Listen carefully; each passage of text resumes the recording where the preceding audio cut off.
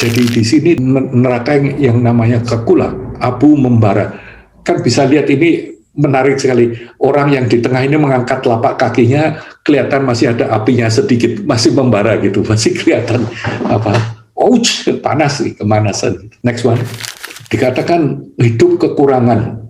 Ini karena orang senang lihat bencana orang lain, makanya dikatakan panennya pun gabuk. Dikatakan dimakanin hama dan sebagainya, makanya hidupnya kekurangan. Di sebelah kiri, hidup berlimpah karena memberi, kemudian hasilnya hidupnya berlimpah. Next one. Nah, kemudian terus ini lahir di alam neraka. Ditulis, ini di sutranya seperti ini. Melakukan perbuatan negatif yang berat melalui tubuh. Nah, ini di sini ditulis lahir di neraka yang namanya sajiwa, hancur dan hidup kembali. Jadi penghuni neraka ini berkuku besi. Kalian bisa lihat nanti kalau dengan sendirinya. Tangannya panjang, berkuku besi dan saling mengoyak satu sama lain. Tapi begitu hancur, hidup lagi gitu.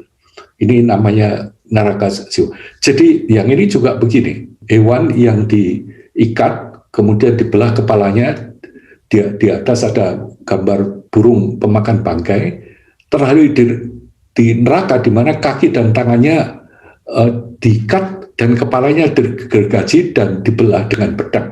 Ini namanya neraka Kalasutra atau rantai besi, satu persatu. Nah, yang misalnya merebus ikan dan kura-kura hidup-hidup, nanti di neraka yang namanya Pratapana, ini neraka yang sangat panas, yang mendidih, itu langsung hadiahnya. Lah yang C, ini seorang membawa golok untuk membunuh ibunya, akibatnya ini negatif yang luar biasa, makanya lahirnya di neraka Avicii, tanpa jeda, itu begitu dibanting, dibunuh dengan penjaga dan sebagainya. Next. Nah, di sini itu orang mabuk-mabukan, minum-minum, mengisap candu. Dan wanita yang melakukan hal yang merugikan sehingga kelihatan karena nafsu seksual. Jadi di sini neraka yang namanya Kakula, abu membara.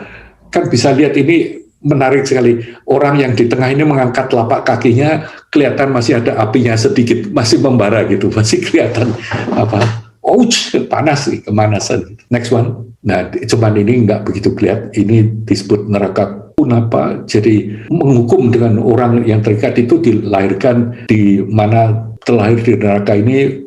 Awalnya melihat kolam teratai yang indah, tapi begitu masuk dalam kolam, serangga-serangga memasuki tubuh mereka, lubang hidung, lubang telinga, dan sebagainya. Jadi pada waktu ditutup, ini rupa-rupanya ini dikasih lapisan pelindung dulu, baru kemudian ditutup. Next one. Ini juga mencaci dan mencela orang lain, menandakan berbuat negatif melalui ucapan, sehingga akibat dan perbuatan tersebut terlahir di alam binatang. Terus yang B itu menyakiti dan mencelakai makhluk lain, ini memukul orang lain, lahirnya juga di alam binatang. Next one. Nah, di sini selalu merasa kekurangan. Ini ranjangnya kelihatannya empuk, enak gitu kan, tapi masih merasa kekurangan. Tapi bisa minta kepada dewa, masih sembahyang ke dewa, minta dewa. Makanya hasilnya nanti seperti preta atau dedemit. Terjemahan yang paling dekat namanya dedemit. Alam preta. Ini mengenai preta. Next one. Tadi alam neraka, alam binatang. Ini alam sura. Alam sura ini selalu tandanya iri hati. Dan digambarkan kalau asura ini bertumbuh besar, tapi selalu iri hati dengan yang lain. Oke, next one.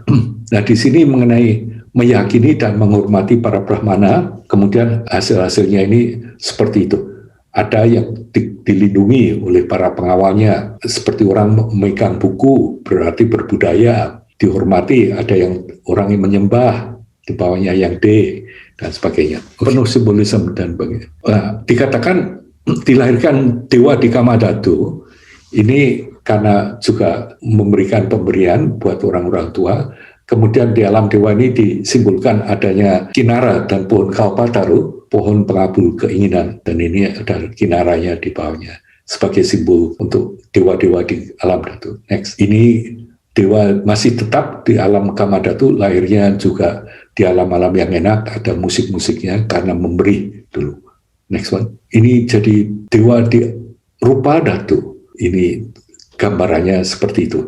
Atau dalam arupa datu, dewa-dewa. Ini ada 4 macam meditatif samapati di sini satu persatu, dan ini dilambangkan 4 jana. Okay, next one. Terakhir dari neraka, ini lucu. Terakhir dalam neraka yang hingga waktunya selesai. Jadi pertamanya di sebelah kanan, apa yang kita lihat di situ? Ada seekor kera membawa anaknya, dan di bawahnya itu rusa, jantan, dan betina. Ini mengingatkan kita bahwa binatang pun itu juga punya anak, juga mengasihi anak-anaknya, dan juga kasih sayang sebagai jodohan gitu. Jadi harus kita menghargai binatang. Terus menangkap ikan, gitu. Lalu masuk hotpot sendiri ini mereka tanda-tandanya. Oke, next one. Nah, ini cara mereka menerjemahkan ini menarik sekali. Ada memang yang namanya terlahir di dalam neraka, tapi hanya sekejap. Makanya kelihatan kan di sebelah kiri ini. Orang masuk langsung keluar lagi sudah. Next one. Kemudian ada bagian yang dikatakan hidup bahagia di awal, kemudian menderita di belakang hari. Itu sebabnya apa? Akibatnya apa?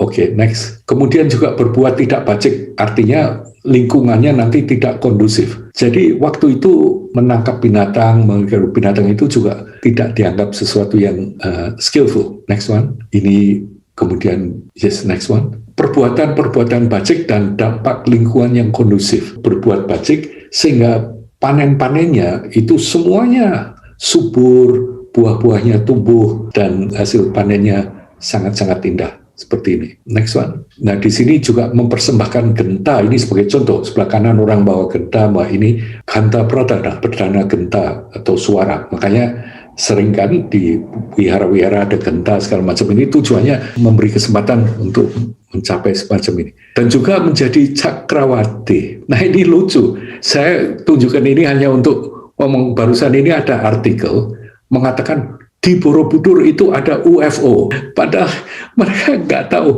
Ini urut-urutannya ada 7, ada gajah, ada kuda, ada Perdana Menteri, ada cakrawati, kemudian ada payung, ada permata. Ini simbol-simbol cakrawati punyanya, bukan UFO. Kemudian persembahan pelita, next one, terus persembahan tempat bernaung. Ini juga sangat-sangat ditekankan. Alright, next. Kemudian juga lahir sebagai cakrawati. Ini kemudian yang terakhir ini juga. Jadi kira-kira itu 160 panel itu seperti itu dibagi. Makanya intinya ngerti kan ya bahwa seperti itu. Jadi yang penting itu tadi 4 wawasan tadi. Kemudian kita mengerti mengenai Hirotapa, jalannya kenapa. Nah, nanti ini saya kepingin diskusi berlanjutnya itu kita hubungkan dengan naik ke Candi Borobudur yang ke atas yang namanya Megunani Tumprapinglia. Jadi intinya di sini, ini adalah kita menjadikan sebagai landasan hidup, itu kita peka dan peduli, kita selalu hadir, tanpa kekerasan dan tekad untuk tidak mencederai. Nah, karena itu kita mempunyai standar sendiri, standar moral kompas sendiri, yaitu tadi hiri dan otapa. Jadi tolong nanti kalau bisa dimanapun minta dipertimbangkan, jangan diterjemahkan malu dan takut. It's not true. Sebab kalau terjemahan malu dan takut, kita tidak akan mendapat kegunaannya gitu. Karena that is really not what we talking about.